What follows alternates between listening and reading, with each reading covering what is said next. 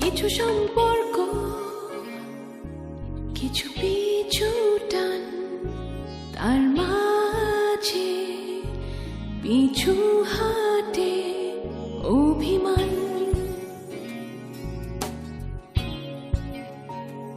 কিছু সম্পর্ক, কিছু পিছু টান, তার মাঝে পিছু হাটে অভিমান।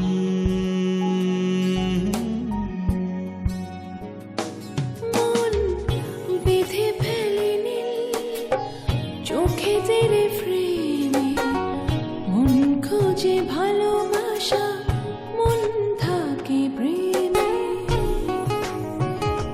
মন বেঁধে ফেলে নীল চোখেদের ফ্রেমে, মন খোঁজে ভালোবাসা, মন থাকে প্রেমে। সুখ আর দুঃখ হয় একাকার, জীবন সংসার। আমি চাই তুমি রাখিকে মন থেকে মেনে নাও। মনের উপর তো জোর চলে না। কিন্তু মন অভ্যস্ত হয়। কোনো জিনিসকে মেনে নেবার চেষ্টা করতে করতে এক সময় মন কিন্তু অভ্যস্ত হয়ে যায়। সেই চেষ্টাটা অন্তত করো। সবার সামনে মিথ্যে কথাটা বলার কি দরকার ছিল? কারণ সত্যটা সবাই জানুক, সেটা আমি চাইনি। কেবল তুমিই জানলে সত্যটা। ও, তার মানে এই 30 বছরের সংসারে কবে তুমি জটিল হয়েছ সেটাই বুঝতে পারোনি? না বুঝেই জটিল হয়ে যাও? বুঝলে হতে না, তাই না? ওটা জটিল না, বুঝতে পেরেছো? বলতে পারো মাঝে মাঝে আমি একটু কঠোর হয়েছি। তোমার মতো অমন একটা সহজ মানুষের সাথে চলতে গেলে আরেকজনকে একটু কঠোর হতে হয়। বড় ভাবির মা জোর করে আমাদের বাসায় এসব পাঠিয়ে দিল। আমরা এত করে মানা করা সত্ত্বেও সবকিছু পাঠিয়ে দিল। আমরা কি গরিব? আমাদের কি এসবের দরকার আছে? বড় ভাবির মায়ও বড় লোক, তাই মায়ারে খালি হাতে পাঠায় নাই। এই মেজো ভাবির বাপ মা কি গরিব? না, উনারা গরিব না। উনারাও সবকিছু এনে কমিউনিটি সেন্টারে হাজির করেছিলেন। রোদন ভাইয়া আমরা সবাই কড়া প্রতিবাদ করি, তারপর উনি সবকিছু আবার ফেরত পাঠিয়েছেন। তাই কন, আমরা তো আরো ভাবতেছিলাম তো কিছু না নেওনি ভালো, লোকজনে খারাপ করে। আর আল্লাহ তো আপনাকে কম দেয় নাই। আর দেখেন এই দেনা পাওনার লাইগা আমার সংসারটা ভেঙে গেল। বছরও করছিল না। আমার বাপ মা গরিব, জামাইলে এটা সেটা কোত্থেকে দিব? আর জিনিসপাতি না পাইয়া হে বেড়ায় আমার ছেড়া গেল। আমিও চলে আসছি আপনাকে বাড়ি। আমাকে কপাল দেখেন, এই বড় ভাইয়ের বিয়া খাইছি, মাইজা ভাইয়ের বিয়া খাইলাম, এখন আপনার বিয়াটাও খাবো ইনশাল্লাহ। আরে আপার বিয়া হইতেও দেরি হইব না, খোঁজাখুঁজি শুরু হয়ে গেছে। বাজে কথা রাখতো, যা তোরা ঘুমোতে যা, অনেক রাত হয়েছে। গেলাম, গুড নাইট আপা।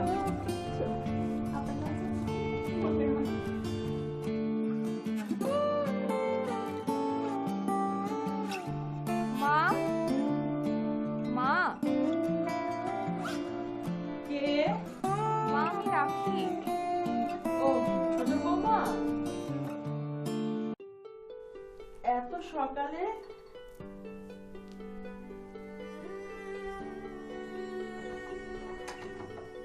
কি ব্যাপার বৌমা? কিছু না মা, আজান দিয়েছে তো তাই ভাবলাম আপনাকে ডেকে দেই। তুমি পড়েছো? জি মা, নামাজ পড়েছি আমি।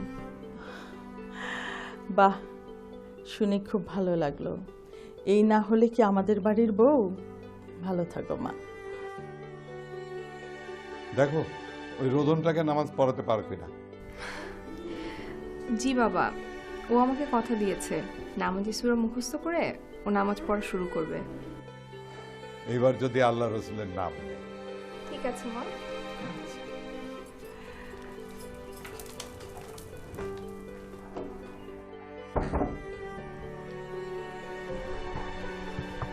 তাহলে কথাটা মিথ্যে না, বোমা নামাজ পড়ে। শুনো, নামাজ কালাম নিয়ে কেউ মিথ্যা কথা বলে না। বলে বলে আরে এক ওয়াক্ত নামাজ পড়ে না, অথচ বলে যে 5 ওয়াক্ত নামাজ পড়ে। কেন, তোমার বড় বউয়ের কথা মনে নেই? বিয়ের আগে শুনেছিলাম যে 5 ওয়াক্ত নামাজ পড়ে, এখন তো 1 ওয়াক্তও পড়ে না। জিজ্ঞেস করলে নানান অজুহাত দেখায়। আরে বাড়ির বউরা যদি নামাজ কালাম পড়ে তাহলে সংসারের একটা শান্তির ভাব থাকে। শোনো, শুধু পরের মেয়ের দিকে নজর দিলে তো হবে না। আমাদের ঘরেও কিন্তু একটি সমর্থ মেয়ে আছে, তার দিকেও তো দেখতে হবে, ওকে নামাজ শেখাতে হবে। আমি তো বলতে কম বলি না, কিন্তু সে বাড়িতে নামাজ পড়ে কি না পড়ে সেটা তো তুমি খেয়াল রাখবে। সারাদিন তো আমি বাইরে বাইরে থাকি, বাড়িতে কে কি করছে না করছে সেটা দেখার দায়িত্ব তো তোমার। তোমার মেয়ে আমি যদি বেশি বকাঝকা করি একটু একটু পড়ে, কিন্তু তারপরে আবার যেই লাউ সেই কদু, আবার ভুলে যায়। ওকে বোঝাও, পড়াশোনা করছে এখন, বিয়ে শাদী করতে হবে, পরের ঘরে যাবে। আরে তখন অনেক দায়িত্ব, নামাজ কালাম না পড়লে ধরো বাবা মা মারা গেলে তাদের কবরটাও তো জিয়ারত করতে পারবে না ঠিক মতো। বড়টা তো তাও আগে পড়তো, এখন তো দেখাই যায় না। এই জন্য তো সংসারে কোনো উন্নতি নেই। রোদনের ব্যবসার উন্নতি হচ্ছে না, মোহনের চাকরির প্রমোশন হচ্ছে না। বড় বৌমার কোলে একটা সন্তান খুবই দরকার। আল্লাহকে ডাকতে বলো। সব কিছু যদি ডাক্তার কবিরাজার বৈদ্য দিয়ে হতো তাহলে মানুষ আর আল্লাহকে ডাকতো না। 2-1 যে বলিনি তা নয়, কিন্তু কোনো মানুষ যদি নিজের মন থেকে কিছু না করে বলে তো কতক্ষণ। আল্লাহর কাছে হাজার শুকর যে আল্লাহ আমার ঘরে একজন নামাজি বউ দিয়েছে। ঠিক আছে, এখন তুমি নামাজ পড়ো, নামাজের সময় চলে যাচ্ছে।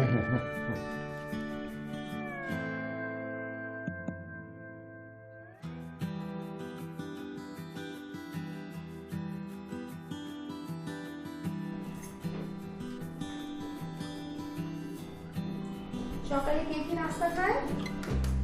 সাহেবার বেগম সাহেবা 2টো রুটি আর সবজি খায়, আর বড় ভাবি আর বড় ভাইজান ইংরেজি নাস্তা খায়। আর ছোট ভাইয়া ছোট আপু এরা যা পায় তাই খায়। আপনি কি খান ভাইজান?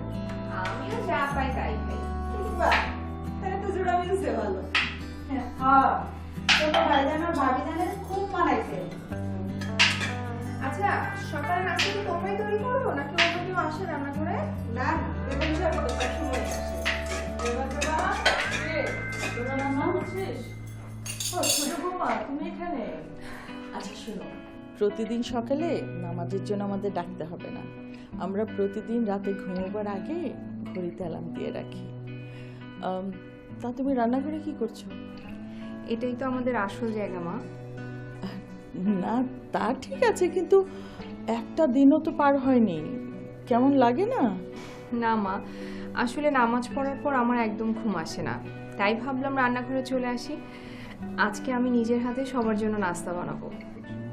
আচ্ছা ঠিক আছে, কিন্তু তুমি তো জানো না এই বাড়িতে কে কি খায়, কিভাবে তৈরি হয়। আম্মা, ভাবিজান আমাদের কাছ থেকে সব কাজ বুঝে নিছে। মা, একটা দিন আমি করি, যদি আমার ভুল হয় আপনি বুঝিয়ে দেবেন। আচ্ছা ঠিক আছে, করো। আচ্ছা, রোদন কি করছে, ঘুমাচ্ছে এখনো? না মা, জগিংয়ে গেছে। ও অবশ্য ছোটবেলা থেকে স্বাস্থ্যের উপর অনেক সচেতন, শুধু নামাজের অভ্যাসটাই করাতে পারিনি। পড়বে মা? হ্যাঁ, তা তো পড়তে হবেই। তুমি যেহেতু নিয়মিত নামাজ পড়ো, তোমার বাবাও আগে নামাজ পড়তো না, আমি বলতে বলতে এই পর্যন্ত নিয়ে এসেছি। এখন তো নামাজের ব্যাপারে তোমার বাবা আরো বেশি সিরিয়াস আমার চাইতেও। শুধু মোহনার বড় বৌমাকে নামাজ পড়াতে পারলাম না, অবশ্য শাওনও পড়ে না। সবাই পড়বে মা, মনে যখন বুঝে আসবে তখন সবাই পড়বে।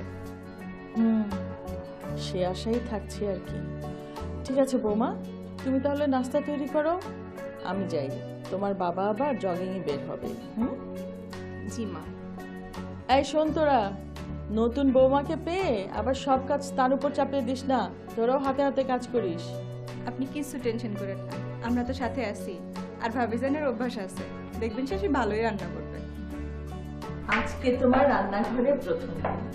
ভয় পেও না, ভয় পেলেই না কাজে ভুল হয়, বুঝেছো? আমি গেলাম। রুটিগুলো দাও, সেঁকে নেই। ভাবি বলো। না থাক, শোনো, এখন কোনো দুষ্টুমি চলবে না, ঠিক আছে? এই সবজিগুলো কাটা হয়েছে? জি ভাবি হয়েছে, ঠিক আছে। হ্যাঁ দাও, ভাজিটা চলে দিই।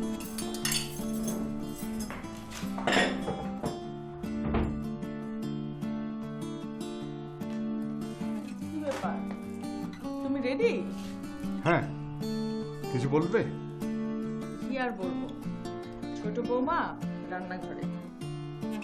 বলো কি, রাতটা পেরোতে না পেরোতে? ও নাকি সবার জন্য নিজের হাতে নাস্তা বানাবে। না না, রোদনের এই কাজটা ঠিক হয়নি। সকাল হতে না হতে ওকে রান্নাঘরে পাঠালো? আরে না না, তোমার ছেলে ওকে রান্নাঘরে পাঠায়নি, ও নিজেই গিয়েছে। ও নাকি নামাজের পর আর ঘুমায় না, নিজের হাতে নাস্তা বানায়। এই দেখো, আচ্ছা চিন্তা করে দেখো তো, ঢাকা শহরে এরকম একটা মেয়ে পাওয়া একটা ভাগ্যের কথা। রোদনের পছন্দ আছে বলতে হবে। বড় বৌমাটা যদি এরকম হতো তাহলে কত ভালো হতো। সবাই কি একরকম হয়? একরকম হয় না। তাছাড়া বড় বই বা খারাপ কিসে? ও তো মাঝে মাঝে জেবার এবার সাথে কাজে সাহায্য করে। কি জানি, তুমিই ভালো জানো। তুমি সারাদিন থাকো ওদের সাথে, আমরা তো থাকি অফিসে। মোহন থাকে অফিসে, রোদন তার ব্যবসা বাণিজ্য নিয়ে থাকে। তুমি হচ্ছ গিয়ে ঘরের একচ্ছত্র অধিপতি। আমরা তো ঘরে ফিরি, খাই দাই আর ঘুমাই। এই তো। হয়েছে হয়েছে, আর বলতে হবে না। এবার তুমি যাও, তোমার দেরি হয়ে যাচ্ছে। কিন্তু তুমি কি করবে? ছোট বউ তো রান্নাঘরের দখল নিয়ে নিল, তোমার এখন কি খাবে? সেটাই তো ভাবছি। আসলে আমি তো মনে হয় বেকারই হয়ে গেলাম। এক কাজ করে চলো, তুমি আমার সঙ্গে হাঁটতে চলো। রোজ আমার সঙ্গে হাঁটতে যাবো। তাহলে চলো, আজ থেকে শুরু করি। চলো। তাহলে তুমি দাঁড়াও, আমি একটু রেডি হয়ে নিই। আর রেডি আর কি, তুমি মাথার উপর একটা ওড়নাটা দিয়ে এসো, তাহলেই তো। আচ্ছা বাবা, সেটাই করব। ও হ্যাঁ, ভালো কথা, সিরাজকে বাজারে পাঠাতে হবে না? কেন? সবই তো ঘরে আছে, কিছু লাগবে না। ও আচ্ছা ঠিক আছে, তুমি আসো, আমি একটু এদিকে যাচ্ছি। ঠিক আছে, আমি মুসলিম, মুসলিম। স্যার আসসালামু আলাইকুম স্যার। ওয়ালাইকুম আসসালাম। তুমি এক কাজ করো, তুমি গাড়ি ধুয়ে মুছে রেডি করে নাও, কোথায় যেতে হবে পরে বলছি। আচ্ছা জি স্যার। মুসলিম, জি ম্যাডাম। তোমার মেয়েটা অসুস্থ বলছিলে, এখন কেমন আছে? ওষুধ পানি খাইতেছে, আপাতত ভালোই আছে ম্যাডাম। ছুটি লাগলে বৌভাতটা শেষ হোক, তারপর না হয় দুদিন ছুটি কাটিয়ে এসো। আমার ছুটি লাগবে না স্যার। শোনো, টাকা পয়সা আগাম লাগলে বলবে। তা তো বলবোই, আপনারা ছাড়া আমার কে আছে বলেন? তোমার ডিউটি ভালো। আগের যে ড্রাইভারটা ছিল একেবারে ডিউটি করতো না ঠিক মতো, ফাঁকি দিত, এই নানান ছুটি ঝাঁটা নিত। পরে শুনলাম ওনাকে আরেকটা বিয়ে করেছে। শুধু তাই নয়, ওর বিরুদ্ধে আরো অনেক কমপ্লেন আছে, বুঝেছো? ও নাকি রেবা জেবাকে ভীষণভাবে ডিস্টার্ব করতো, কাজ ফেলে সারাক্ষণ ওদের সাথে গল্পই করতো। অথচ সিরাজ মিয়াকে দেখো, 20 বছর আমাদের বাড়িতে কাজ করে, কিন্তু ওর বিরুদ্ধে কেউ কোনো কমপ্লেন করতে পারবে না। ইনশাল্লাহ আমার নামে কমপ্লেন দিতে পারবো না কেউ। চাকরি করবো সততার সাথে, লাগলে 2-4 টাকা চাই নেব, বদনামের ভাগিদার হইতে পারবো না। বাস মোয়ার কয়দিন ম্যাডাম বলে। আচ্ছা ঠিক আছে, নাস্তা পানি যা যখন লাগে তুমি চেয়ে খেও। জি স্যার। ঠিক আছে, যাও। আসসালামু আলাইকুম।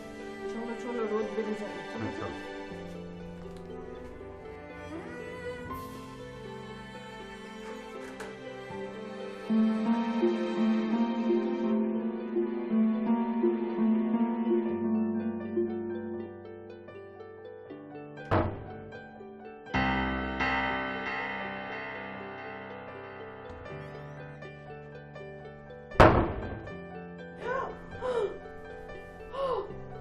কিসের শব্দ?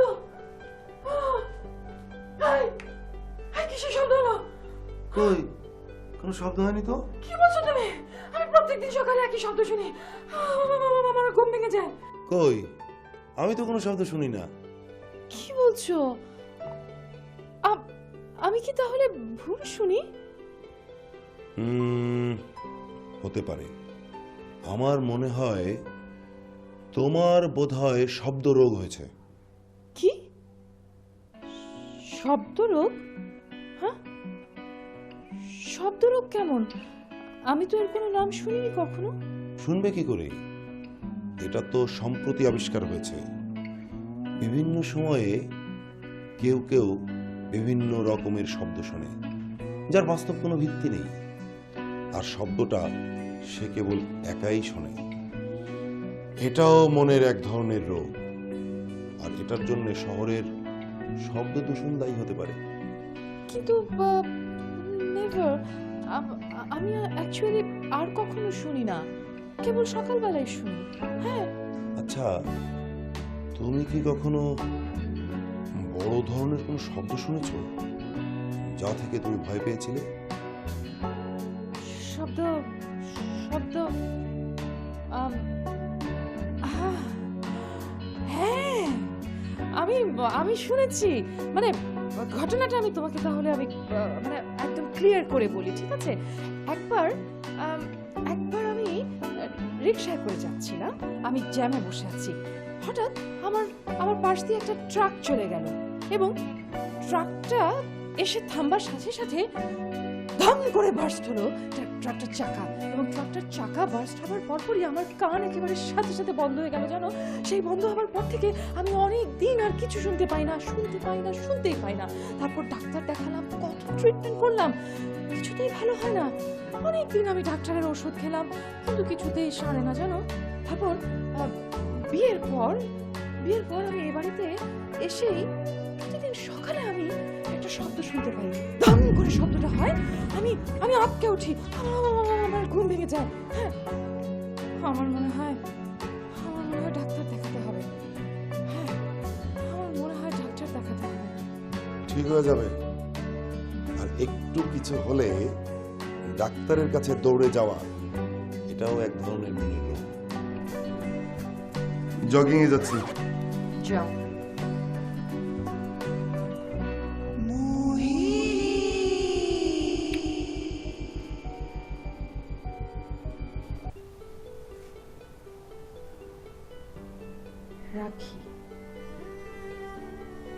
রাখি কি ঘুম থেকে উঠেছে? না, ওঠেনি। বিয়ের প্রথম রাত, প্রথম সকাল,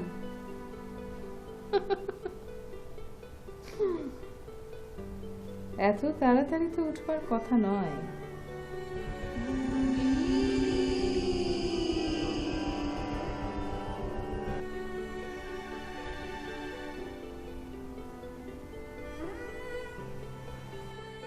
রেবা, রেবা,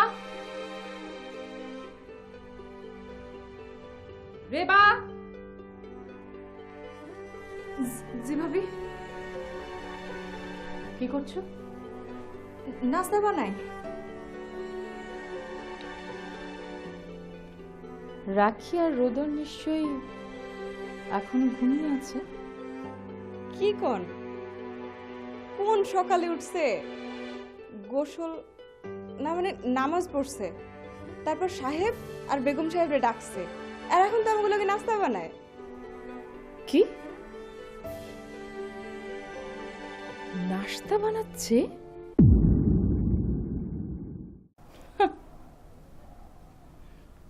কেমন পরিবার তা আমার খুব বোঝা হয়ে গেছে। রোদন আসলে একটা বোকা, নিজের ভালোটা নিজেই বুঝলো না। কি বলবে? লোকে বলবে আমরা কেমন মানুষ, নতুন বউকে এক রাত পার হতে না হতেই রান্নাঘরে ঢুকিয়ে দিয়েছে। এই কথাও তো বলতে পারি যে দেখো কত ভালো মেয়ে, বিয়ের এক রাত পার না হতেই সকালবেলা উঠে সবার জন্য তাদের মন মতো নাস্তা বানিয়েছে। একদম একটা লক্ষ্মী বউ। আমার শাশুড়ি কিন্তু মানুষটা ভালো না, তার অতীত ইতিহাস খুব খারাপ।